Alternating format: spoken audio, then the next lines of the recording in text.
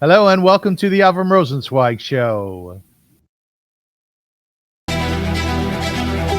Welcome to one of the internet's best podcasts, where we dive deep into the lives of the extraordinary and fascinating people who leave an indelible mark on our world. Join us as we explore their captivating stories, remarkable achievements, and unique perspectives that shape history and inspire generations. Get ready to embark on a journey through the lives of inspiring people unlike any other.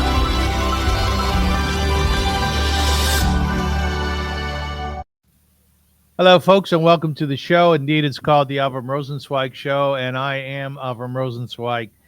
The show is all about really giving humankind a great big hug for our successes over the last 6,000 years or 2 billion, whatever your predilection is. And we do that through inspirational interviews.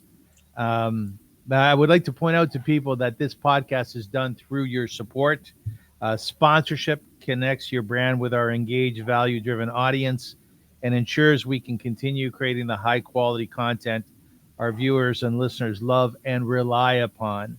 We offer tailored sponsorship packages, including ad placements, sponsored segments, and social media mentions. Your support ensures we can keep sharing stories that celebrate and strengthen our vibrant Jewish community and the overall community around the world.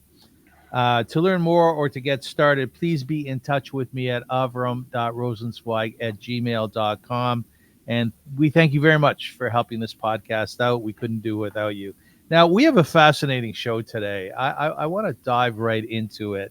And I'll tell you who my guest is. Pizza IDF was founded in 2002 by Menachem Kuchar. Pizza IDF began as a local community initiative to deliver food and supplies to IDF soldiers during the Second Intifada, which itself evolved from Menachem's annual Mishloach Manot project, which he first launched during the 1990s, and that's to deliver gifts on Purim. Since that time, Pizza IDF has continued to send Purim packages to the troops during the holidays and deliver hot kosher pizza to IDF bases all year long, but has since expanded its operations to include new meal options such as falafel, sandwiches, soup, burgers and salad, ice cream in the hot summer months, sufganiyot, which is donuts over Hanukkah, as well as gluten-free and vegan meals to meet the dietary needs of all Israeli warriors.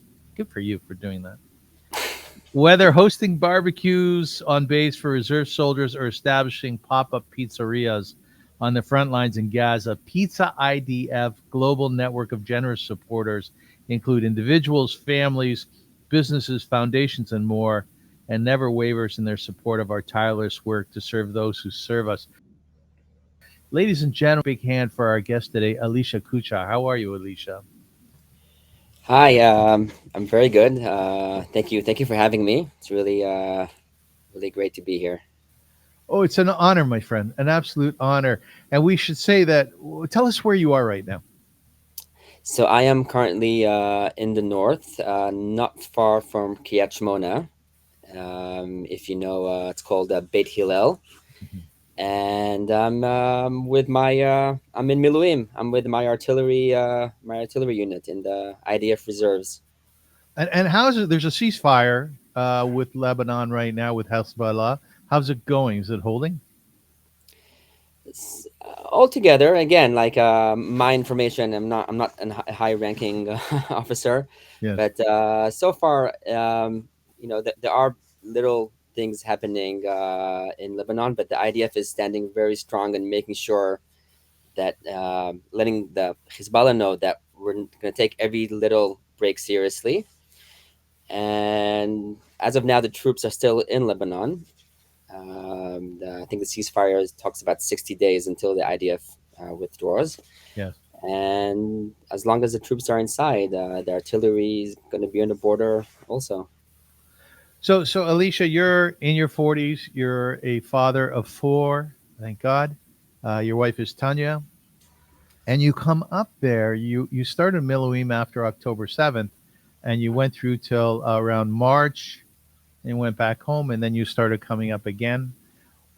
What is your task? What is your day-to-day responsibility? So I would say when I was younger, I was because an artillery battery is built out of six cannons, and each cannon has a commander. When I was younger, I used to command one of these cannons. Now I would say more I'm a lot on the logistic side, and I'm also within. I go to the cannons whenever we need to shoot. I don't sit in the commander's post anymore. I come in as a regular soldier.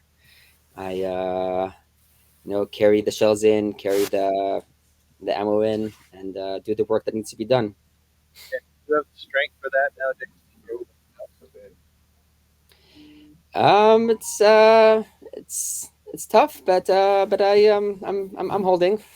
Yeah, good for you. Kol hakavod Yeah. to you. Kol hakavod to the whole IDF. Now you have 4 kids, as I mentioned. How old are your children?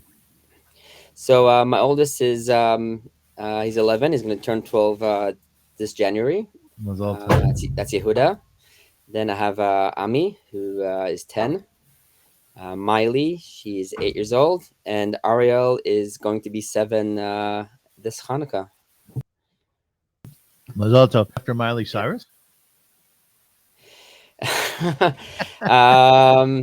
No, but her second name is Miley Chen, which is a C, so it's Miley C. And I do like waking her up with Miley Cyrus songs. That's Do you? Yeah, you do, yeah, eh? That's yeah. awesome. Tell me something. What do you tell your children, especially the young ones, when you go off to fight?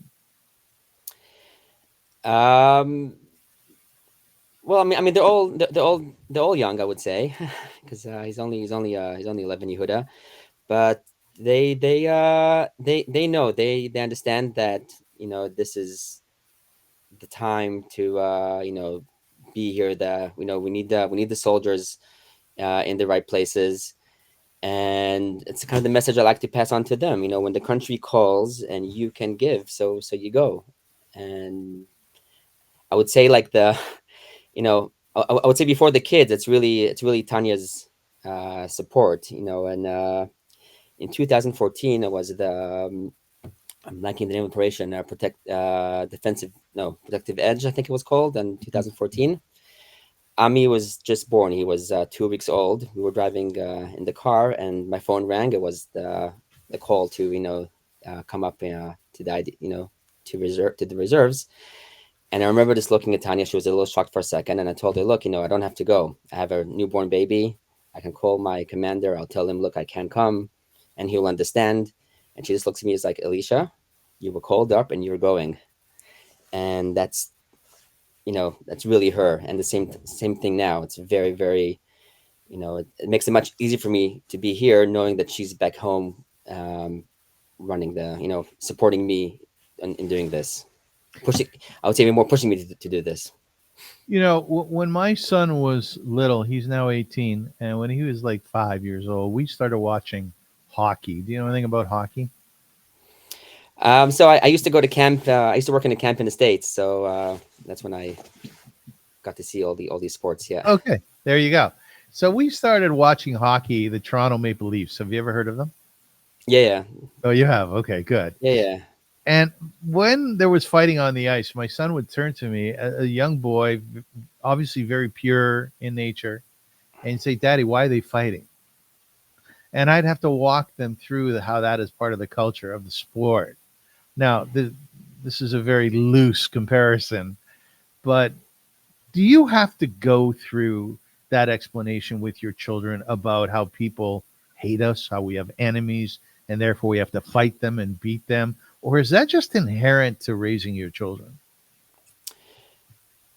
No, my kids very specifically ask, um, especially Ami, my second child. He asks more than anyone else, but he really wants to know, and we actually talk about it quite a lot, and we kind of say, this is, you know, uh, obviously we don't want this. Obviously, anyone wants to live, in peace and quiet or whatever it is, but there are people that hate us, and there are historical reasons why, and we're here to, in the end of the day, we're here to fight for truth. And we try to do as much as we can. I talked to him about that. We try to be as humanitarian as we can within a war. It's also an important message to pass on. But in the same time, this is war, and we have to bring security. Did you hate the enemy? Did I hate the enemy Do you hate like the enemy? now? Yeah, no. Do I hate the enemy? Well, I mean, hate's a strong word. Yeah. I there are definitely people within the enemy that I hate. I don't I don't hate the Arab world. That's the question. I don't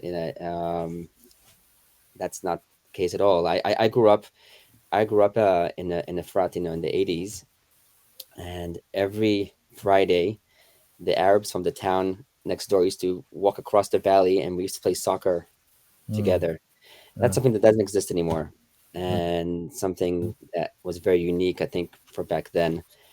But I grew up with them around me, and I don't hate them. I fear them. I fear their belief. I fear what they grew up on, and I I wish we could find a way to make things different. I don't have an answer to that. Elisha, you're Dati, which translates into being a religious Jew, Right. and I've seen some of your Torah on Pizza IDF. It's very lovely, and I want to get into that shortly. And one of the things in last week's parsha, in last week's portion, or 2 weeks ago now, Isaac and Ishmael, his brother, buried their father Abraham. And the Chachamim, the wise people, say this might mean that one day the Jews will get together with the Arabs. Well, what's your Um, Look, it's not that it's not possible.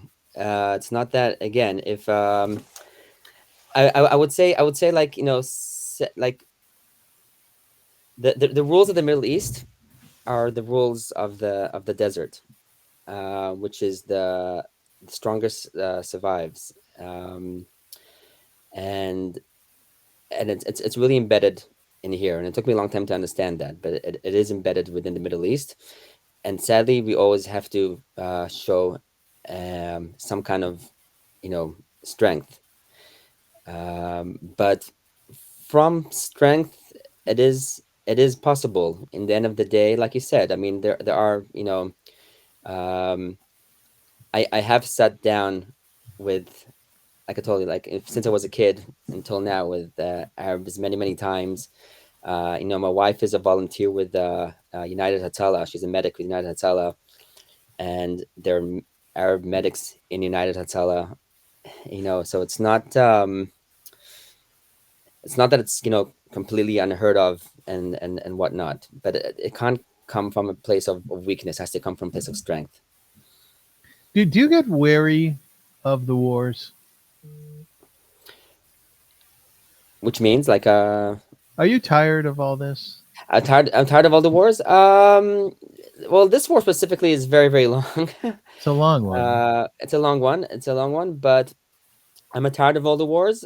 Um, I mean, it's not, like, I don't know. Like, there are days when I'm like, okay, I can't do this anymore, and there are days where I'm like, you know what? I mean, like, this is the reality of the world. It's a world. In the world, good things happen and bad things happen, and the point is to be where the bad things happen and make sure that bad is good. That's a nice way of saying it, Alicia. Now, one of the things that I've come across over my investigation of war and soldiers and how they work is that I've heard from a number of different chayalim, soldiers, that the camaraderie, the relationship that they develop with what they call their teammates, with their fellow soldiers, is unlike any other. With Is that your sense as well, that the friends you make in Miluim are lifelong friends? Are they like camp friends?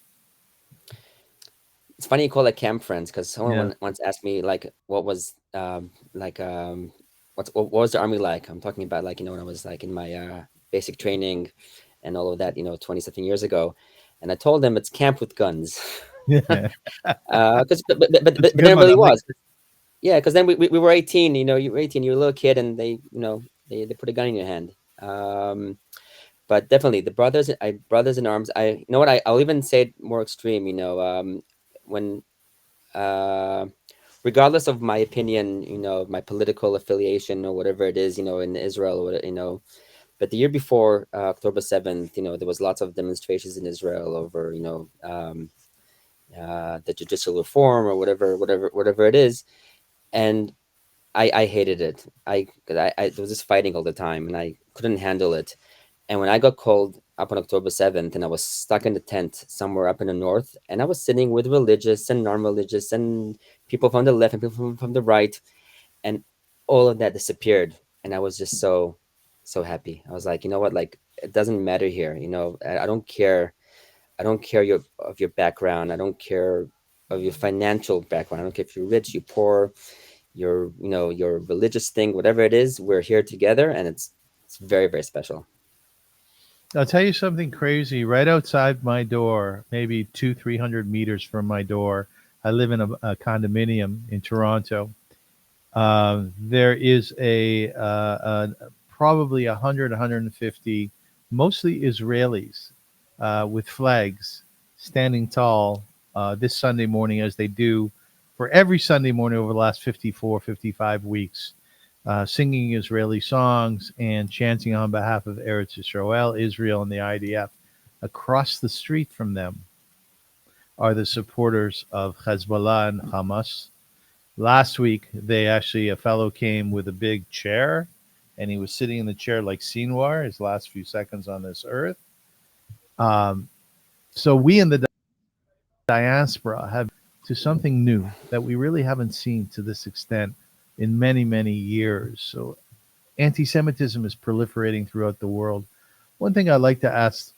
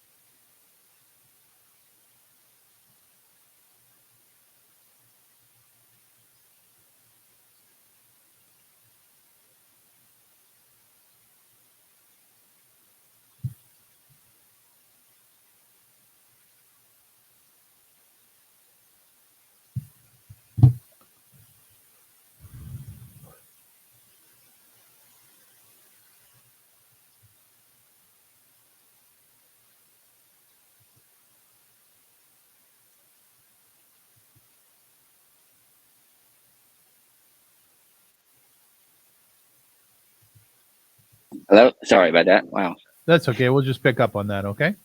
Okay. One thing I like to ask my guests: why are Jews hated so much, Alicia? Why are Jews hated so much? Wow. I mean, like, it's hard to know. I mean, like we're and there's historic reasons. I mean, it's years and years and years of if you look at all the history, like before the Holocaust, through the Crusades and through everything. It's because I mean, religiously, if you go to religious reasons, it's we are attacked over our, trying to make the world better place. And like, if we try to make the world a better place, and like tikkun olam, and there's always a battle against it. And that's from the religious point of view. From the other place, it's hard to know. It's hard to know. It's hard to be hated, isn't it? Yeah, definitely. I know. I think you lived for a time in Jerusalem. Am I correct? Yeah, I mean, I grew up in Efrat, and I spent a year in Jerusalem when we first got married. And I And before that, I remember. was a single guy. Yeah. Yes, we all were. And before, when I was living in Israel, I went to yeshiva in Sanhedria, and I would often go on Tiolim, and I would go through the old city in Jerusalem and so on, and through the shuk, the marketplace there. And I was very young at that time. I was 18 years old in yeshiva, and I remember people looking at me in the Arab shuk with tremendous anger in their eyes, tremendous hatred in their eyes. And I wasn't used to that. And at that time, I didn't really want to stand for it. I remember taking a bus from Bethlehem to Jerusalem, which I guess I wouldn't do today. And it was very difficult. It was very difficult to be looked at in that way and to feel the hatred in their vision, in their eyes. It's just, I think, am I correct? Is it hard for you as well to feel that sense of hatred toward us? So again, I don't feel it day to day here in Israel, because I feel like I'm surrounded mostly by Jews all the time.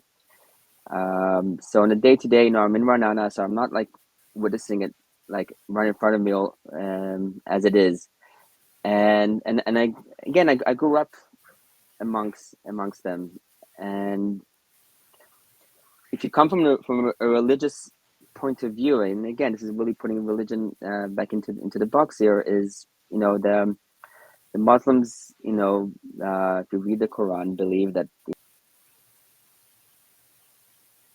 have to be second-rate citizens, bnei chasot. I don't know how you say that in English.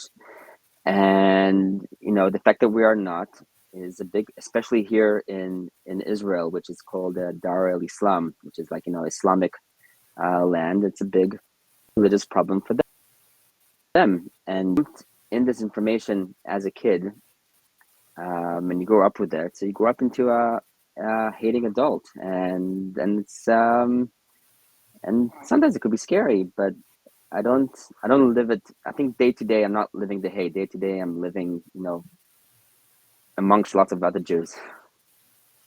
Right. Someone just pointed out to me that they came here to the diaspora. It was a veteran of the IDF who had been injured in Gaza, and he said he looked around and he saw the security guard at a synagogue where he was speaking, and the security guard was an Indian fellow, East Indian, and he said to me, he says, the difference between Israel is that we're guarded by Jews, we're guarded by our brothers and sisters, whereas in Canada or in the diaspora you have to rely upon other peoples to guard you. I thought that was very interesting. Right. Yeah. No. I've seen it before. In South Africa, I once told one of the guys over there something similar. But it's true. It's like it's a country of Jews for the good and the bad. Yeah, exactly. For the good and the bad. Now, yeah. I want to dive into this aspect of your life, which is really yummy.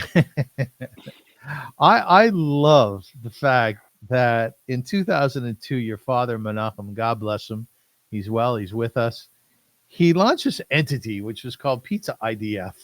Firstly, I like the name. I love the name. And I'm sitting here thinking to myself, and I often do this, Elisha, I'm thinking to myself, how do people come up with names of companies, right? Like Haagen-Dazs. Like, what the hell's Haagen-Dazs, And I'm thinking your father's sitting there. He comes up with a concept. We'll talk about that in a minute. And then he has to come up with a name. So someone says, what is it? He goes, it's pizza for the IDF. Someone else in the room says, good, we'll call it Pizza IDF. Would that have been the genesis of the name? Could be. So it's really the early days of the internet, right? Of the world Wide Web as we know it. to the level again that when my dad launched it, no one gave credit card numbers online. My dad opened this little call center in the house, and people were calling, and he was like punching in, the numbers, which today is ridiculous. Like, why would I give a credit card number to someone who's calling me?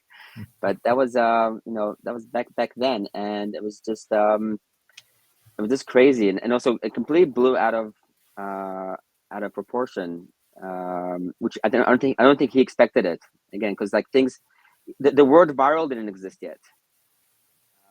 We're talking pre social networking and pre all of that. It's really early days, and I think what mattered is what can you buy. What domain can you buy? So probably someone said pizza for the IDF or thing, and then you probably clicked on domain.com Pizza IDF. It's like, oh look, it's free, I'll buy it. And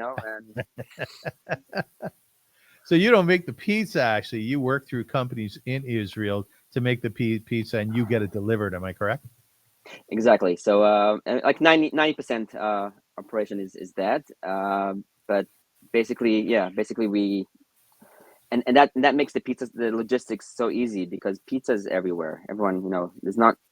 So a soldier calls me from anywhere in Israel, says, "Oh, can I get pizza?" And I'll find a pizza parlor in his area, and I will get pizza delivered to him. But yeah, most of our work is with pizzas. Throughout the war, we did a few of these things. We called them pop-up pizzerias, where we brought in actually ovens to the field, but that was not our main activity. So pizza, you're right. It's really, really hot in Israel. I wanna quiz you. Do you know very much about pizza, the history of it? So I did read a few times on Wikipedia, but I probably forgot most of it by now. So where does pizza come from, Elisha? So I remember this saying everyone says it's from Italy, but it actually came from New York. From New York. That was someone. So I remember I'm reading somewhere that actually it's one of those things came from the States, went back to Italy, Right. and then came back, one of those kind of products. Yeah, it was the soldiers. Well, the soldiers who were stationed in Italy brought the concept back to America, and then the Americans developed an American way. But let me just read you something here. Pizza originated in Italy, specifically in Naples, during the 18th century. It was initially a simple dish of flatbread, topped with tomatoes, cheese, and other ingredients. Can you give me 2 or 3 styles of pizza? So Napolitana, right, and let's think of another one. Calzone. Yes. Oh, okay. Chicago deep dish. All right. And New York style. In New York style. You like pizza yourself? Yeah, though, I'm at an age where I can't. Me too. Have too much of it. Me too. But back in the day, I could eat a whole pie myself.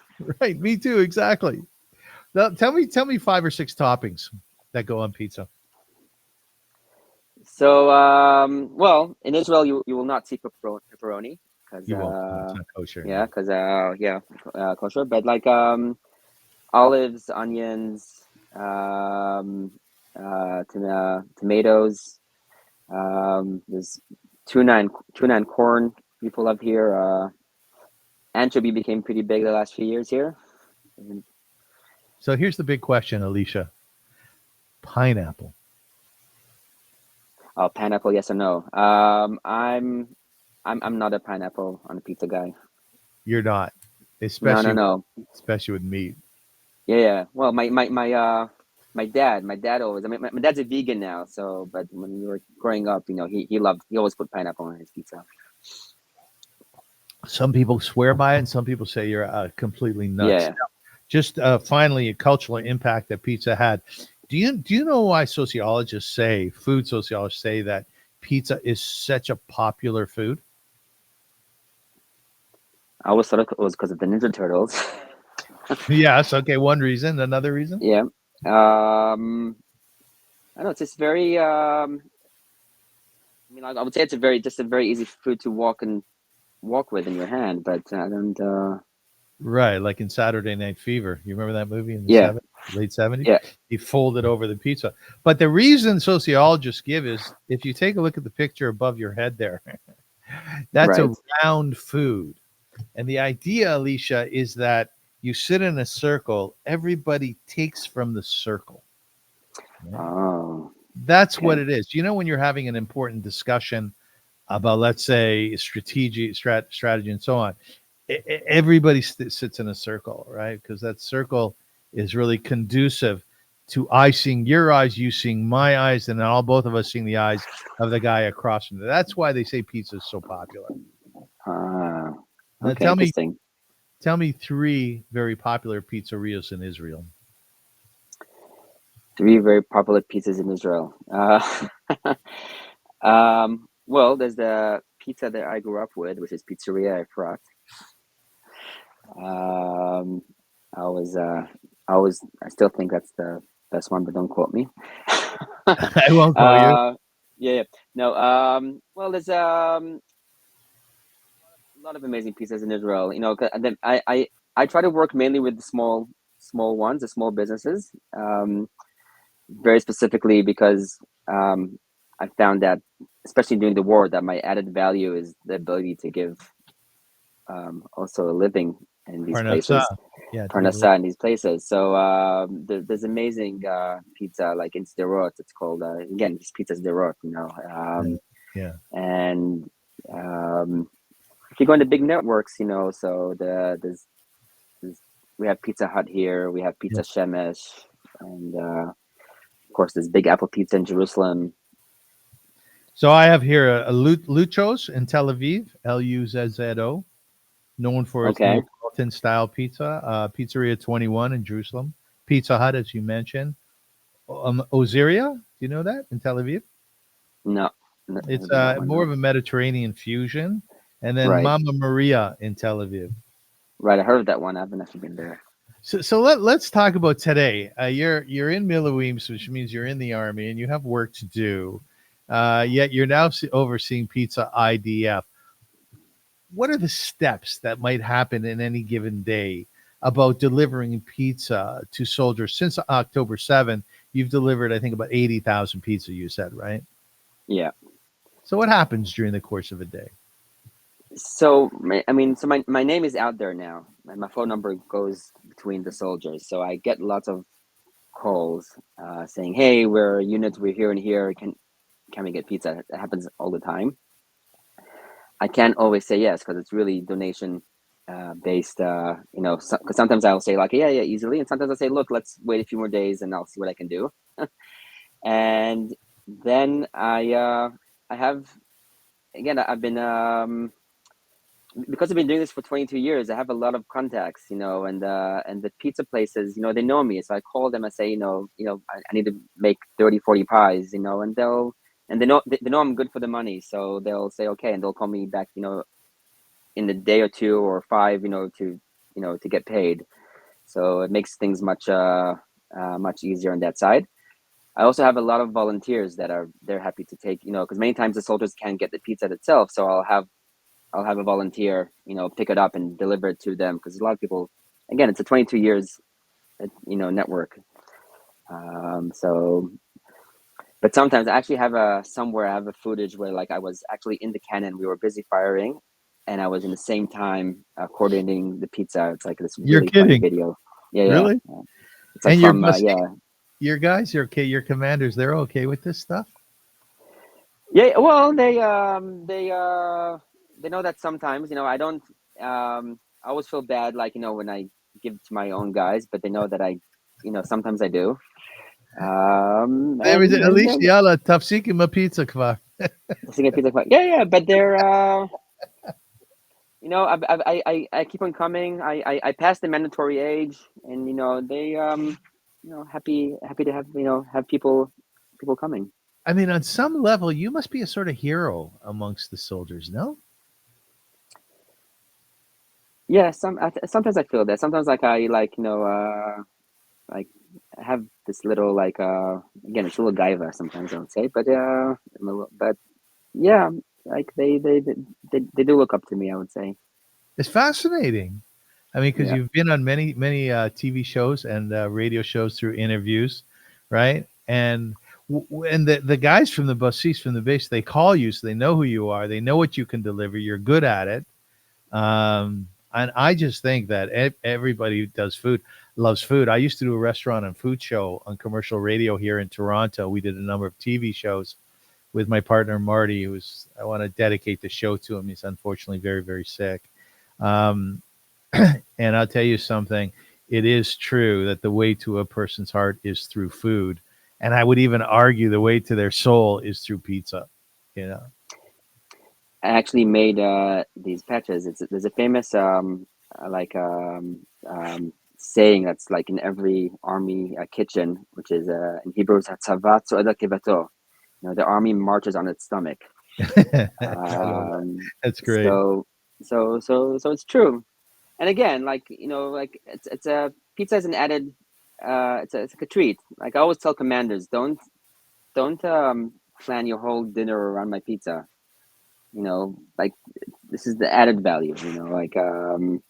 I'm not coming to replace the army kitchen and the army whatever. I'm coming to give the soldiers an extra value, extra whatever, and it's very, very easy. And the soldiers appreciate it so much.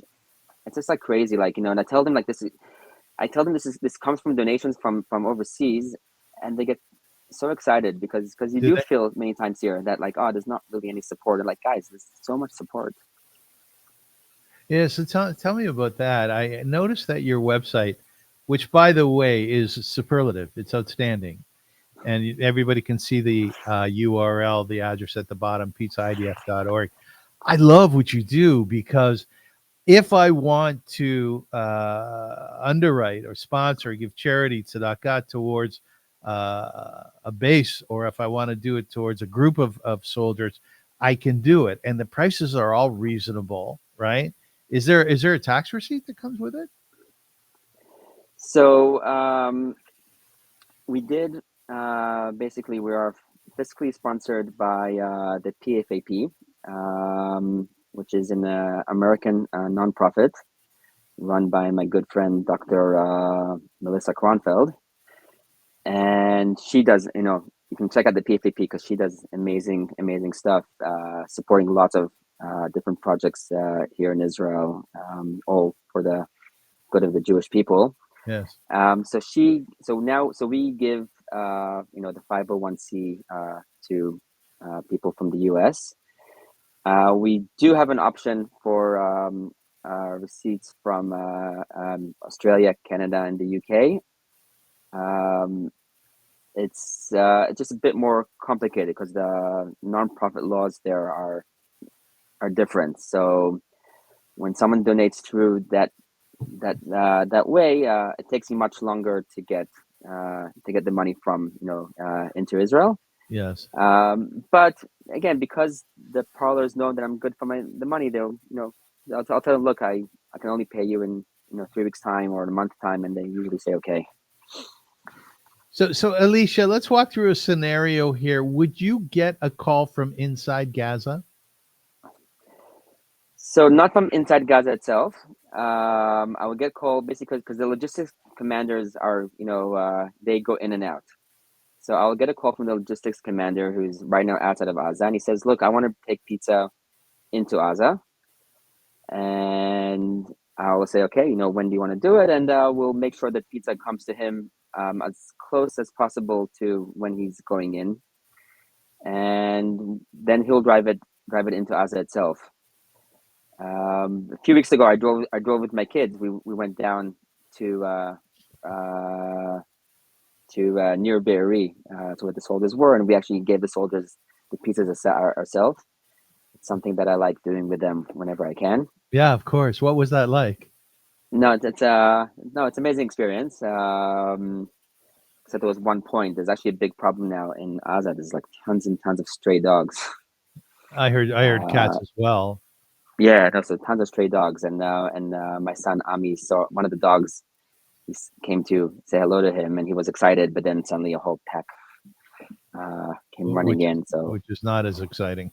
Yeah, not as exciting. So we had a little fright there, but it's very they love being part of it. The kids they're very proud of it, and I'm happy to give them something to be proud of. So No, Elisha. Uh, One of the things we're very aware of is the exuberance, is the excitement, is the wonderful souls of the Israelis, and in more in particular the IDF soldiers.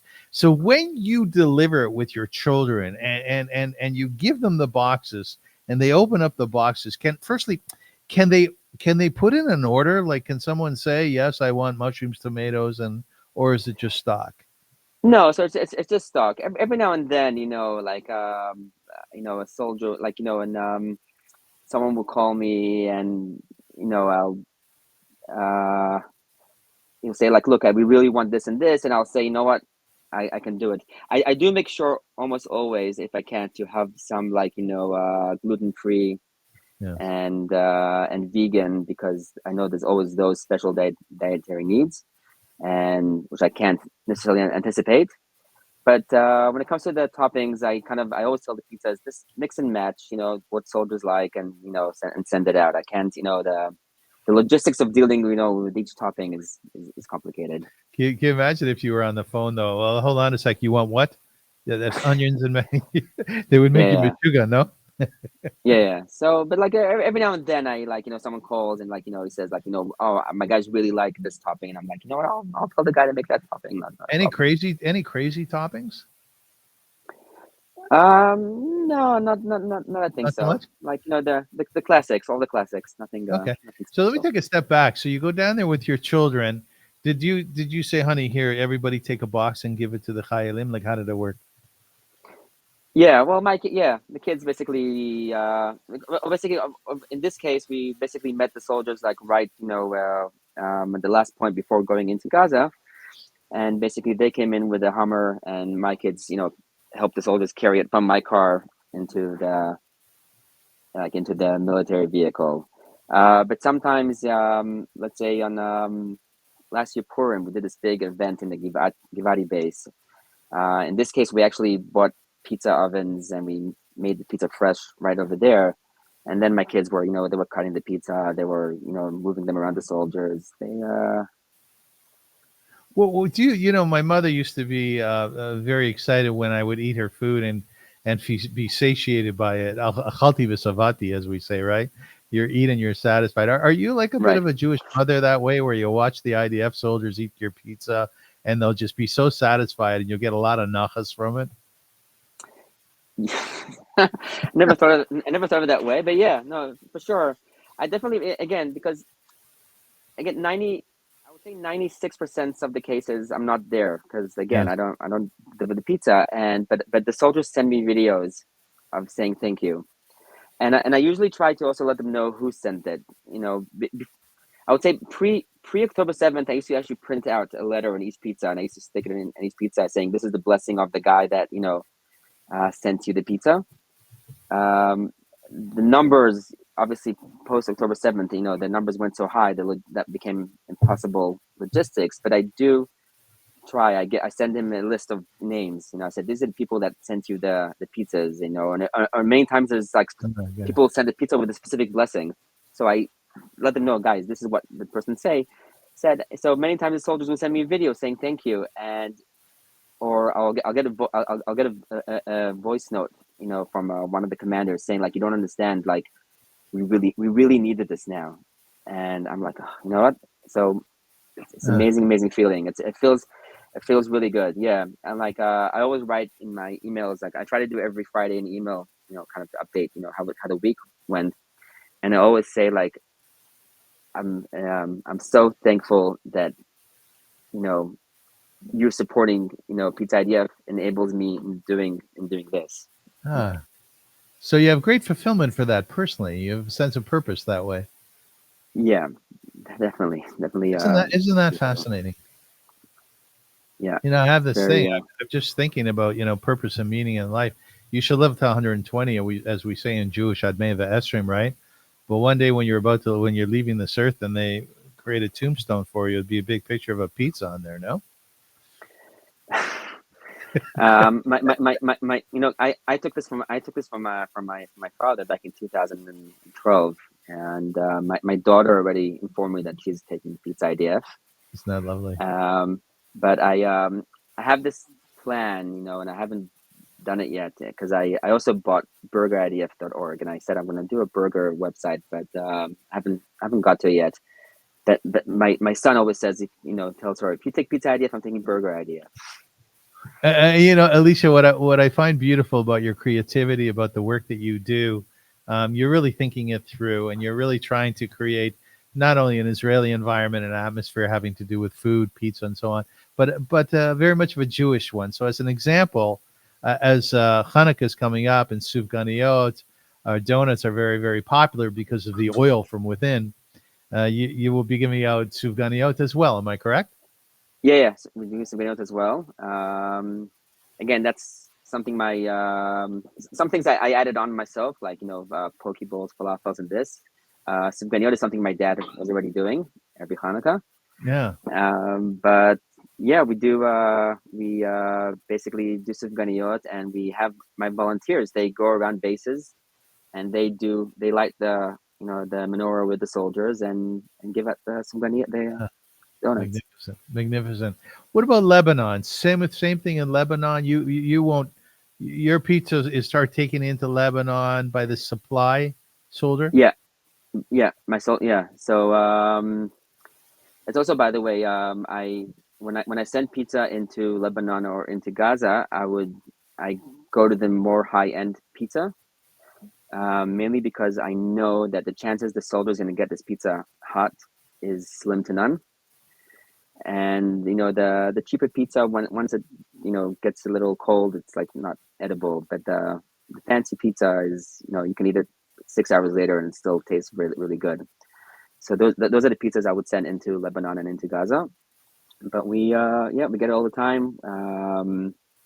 We sent quite a few pizzas into Lebanon, over the last month, and exactly the same way. Yeah. What happened with the boxes? What did they do with the boxes?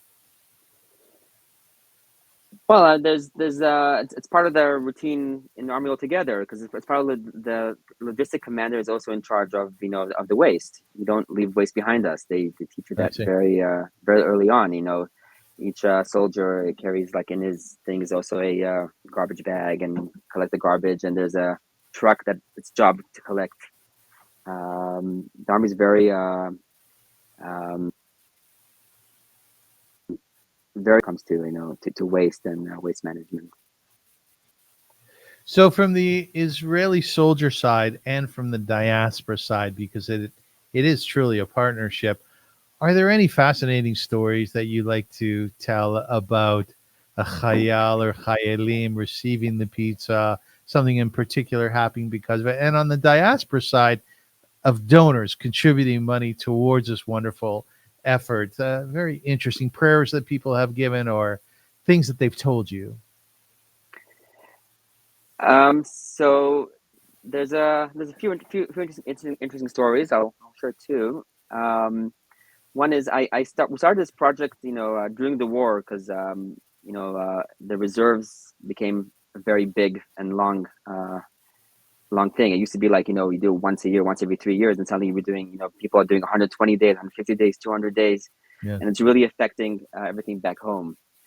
So around January, February, I started this operation where I started delivering pizzas to the families back at home. And I was going to different yeshuvim. We started like in Samaria, and we did it then also in other towns around Israel. And this one time, like, we blanket where we were, I think Itamar, I'm not sure. And we gave pizza to one,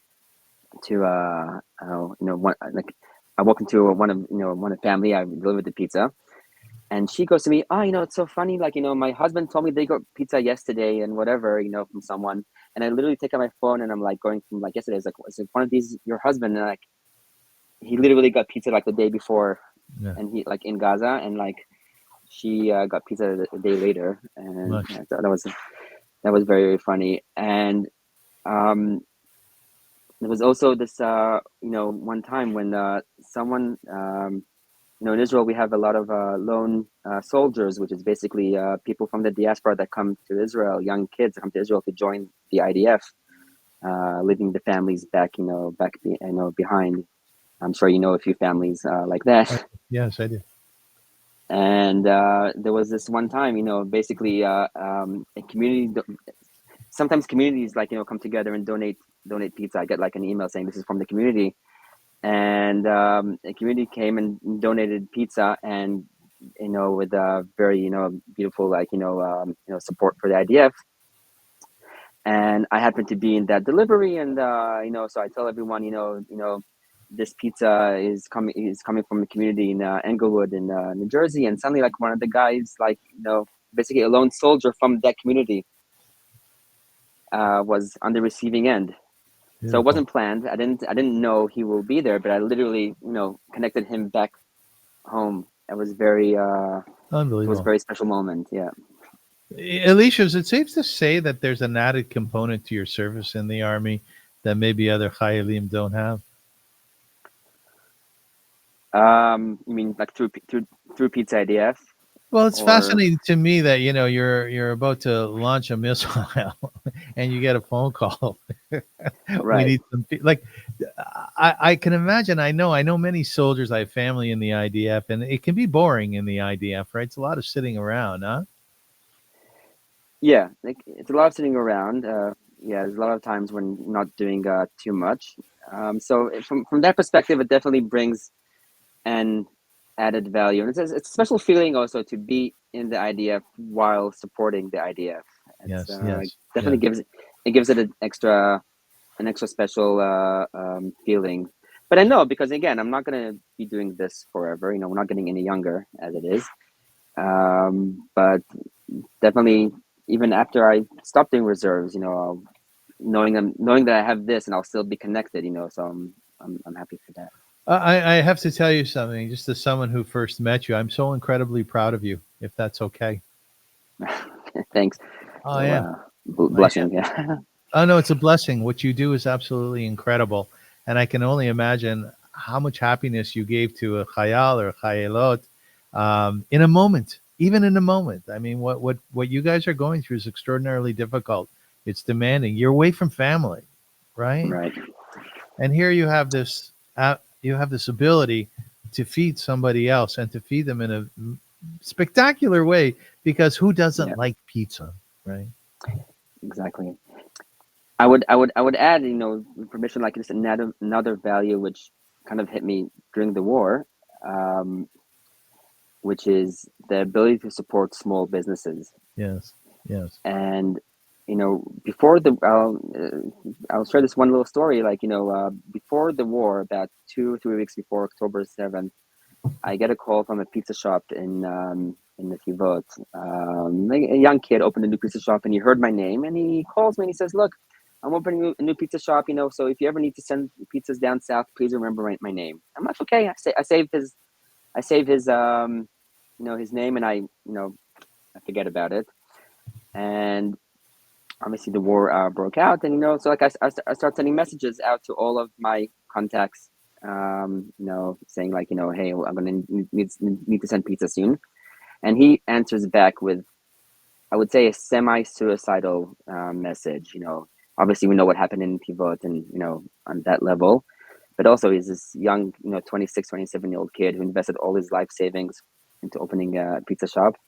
And he writes, there's no business. I'm never gonna make money. I lost everything.